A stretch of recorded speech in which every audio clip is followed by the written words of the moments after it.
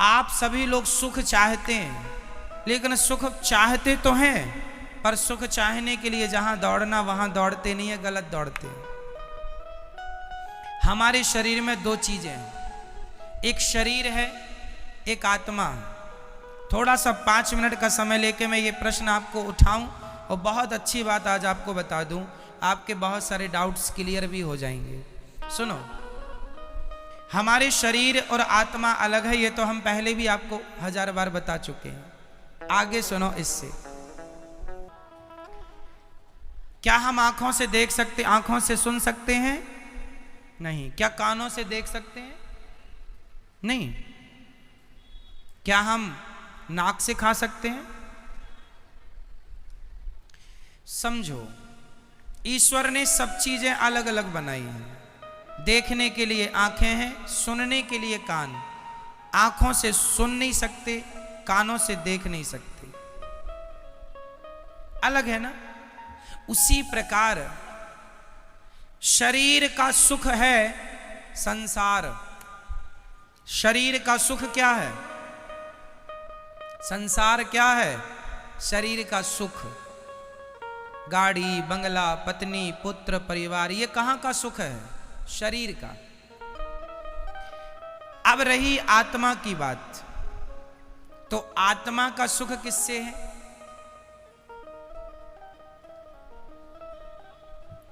समझो, सिद्धांत को समझो, साइंस को समझो। चलो मैं साइंस से जोड़ता हूं इस सब्जेक्ट को। आप किसी भी वस्तु को ऊपर से छोड़ दीजिए, वो पृथ्वी पर जाके गिरेगा। साइंस कहता है गुरुत्वाकर्षण पृथ्वी में है। ये तो सत्य है कि गुरुत्वाकर्षण है, पर इसके अतिरिक्त एक सत्य और है, क्योंकि वो पृथ्वी का ही हिस्सा है। इसलिए अंश अपने अंशी की ओर भागता है। अंश हमेशा किसकी ओर भागेगा? अंशी की ओर। जैसे ये पुष्प, ये किसका अंश है? ये पृथ्वी का अंश है, क्योंकि पृथ्वी से पेड़ बना, पेड़ पर ये पुष्प खिला। तो कुल मिला के, और ये आप रख दो, आप 2-4 दिन, 1 हफ्ता, महीने भर रख दो, ये अपने आप माटी हो जाएगा। कुछ ना करो, माटी हो जाएगा ये अपने आप, हाँ या ना। तो ये किसका अंश हुआ? मिट्टी का। अंशी कौन हुई? अंशी हुई पृथ्वी, और अंश हुआ ये। तो ये पृथ्वी का अंश है, इसलिए ये छोड़ने पर नीचे जाएगा, क्योंकि ये अंशी की तरफ जा रहा है। अब दूसरा, आग। आग हमेशा नीचे नहीं जाती। आग की ज्वाला, आग की लौ, आग की ज्योति ऊपर जाती है। क्यों? क्योंकि वो सूरज का अंश है, क्योंकि सूरज में आग है। तो हर अंश अपने अंशी की तरफ भागता है। हर अंश कहां भागता है? अपने अंशी की तरफ। आग किसका अंश है? सूर्य का। तो सूर्य की तरफ भागती है ना आग की ज्वाला, हमेशा ऊपर। तीसरा, इस धरती की नदियां हमेशा किसकी तरफ भागती हैं? समुद्र की तरफ। क्यों? क्योंकि वो समुद्र का अंश है। क्योंकि पानी जो बरसता है, समुद्र का ही तो वाष्पीकरण होता है पानी, और फिर वही बरसता है। तो वो एक्चुअली इनडायरेक्ट वो समुद्र का ही पानी है, बरसता है, नदियों में आया, फिर वो अपने अंश की तरफ भागा, अपने अंशी की तरफ। समझो, जैसे पृथ्वी का कोई भी हिस्सा वो पृथ्वी की तरफ भागता है, कोई भी पुष्प, कोई भी पत्थर, कोई भी मिट्टी का ढेला, क्योंकि वो पृथ्वी का अंश है, इसलिए पृथ्वी की तरफ। आग सूर्य का अंश है, इसलिए सूर्य की तरफ। नदी समुद्र का अंश है, इसलिए समुद्र की तरफ। और हमारी आत्मा ईश्वर का अंश है, ईश्वर अंश जीव अविनाशी। इसलिए जब ये ईश्वर की तरफ भागेगी तब ही इसे सुख मिलेगा, अन्यथा इसे कभी सुख मिल नहीं सकता। आप लोग रसगुल्ला खाते हैं, तो आप कहते हैं आनंद आ गया। अरे रसगुल्ला से शरीर को आनंद आ सकता है, इंद्रियों को आनंद आ सकता है, आत्मा का तो रसगुल्ला से कोई लेना देना नहीं। क्यों? आत्मा किसका अंश है? ईश्वर अंश। ये ईश्वर का अंश है। इसलिए यदि आत्मा को सुख देना है, आज लोग दुखी, सब कुछ है आपके पास, फिर भी आप अशांत हैं, फिर भी आप परेशान हैं, उदास हैं। क्यों? क्योंकि आप संसार में सुख ढूंढ रहे हैं। अब मिलेगा, अब मिलेगा। पागल हो, है ही नहीं, मिलेगा कहां से?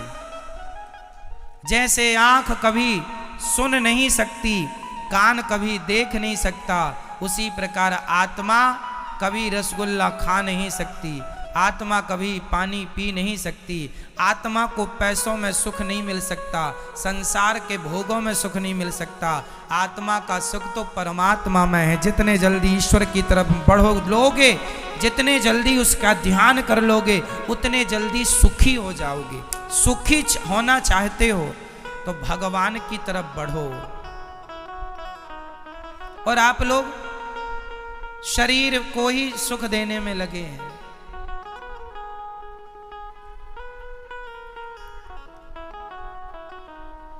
शरीर,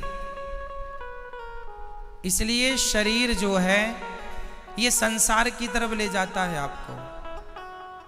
क्यों ले जाता है? क्योंकि शरीर संसार से बना है।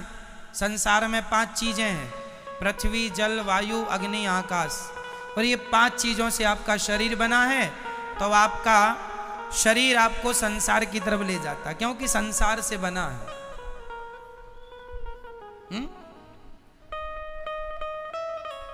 आपको आंख अच्छा अच्छा दिखाना चाहती है, इसको आप देख रहे हैं, आपको सुख मिल रहा है, पर यह सुख क्षणिक है।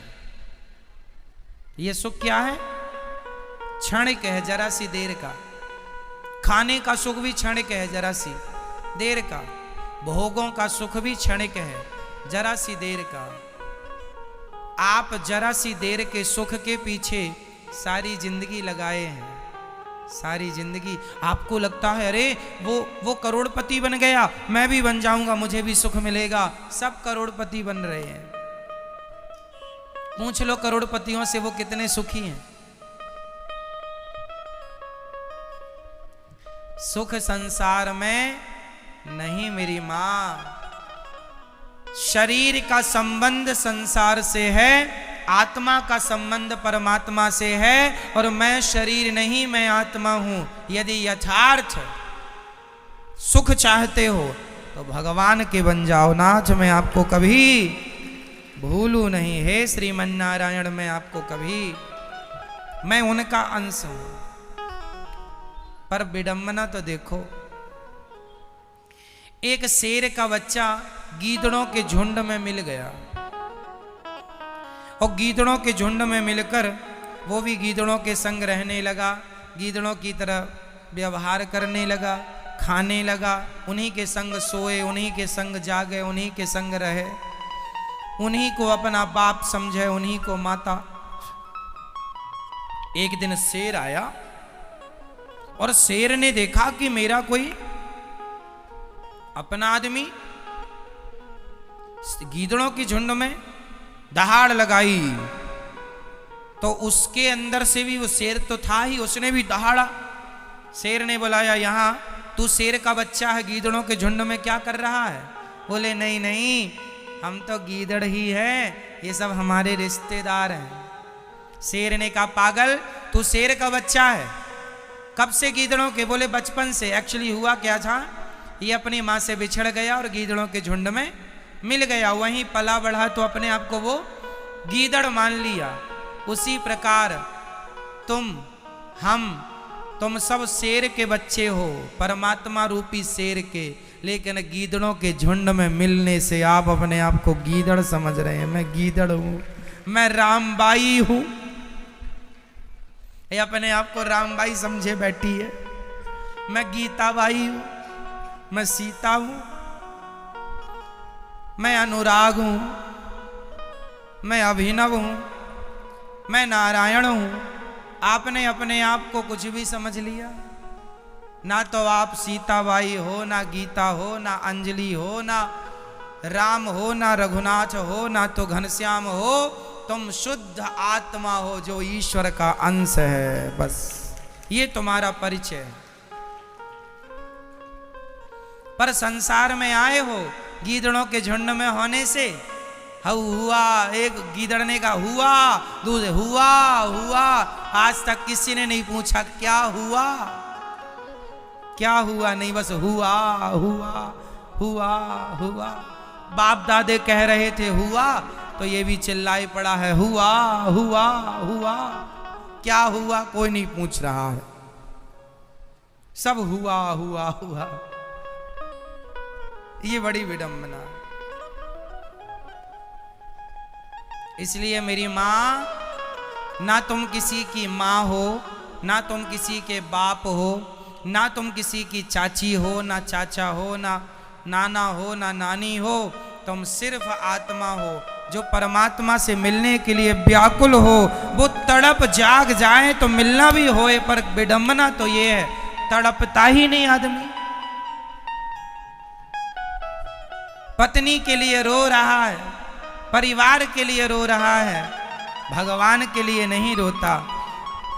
जाना सबको वही है मेरी माँ, अपना लोक परलोक ना बिगाड़ो। बस इतना ही कहेंगे हम आपसे।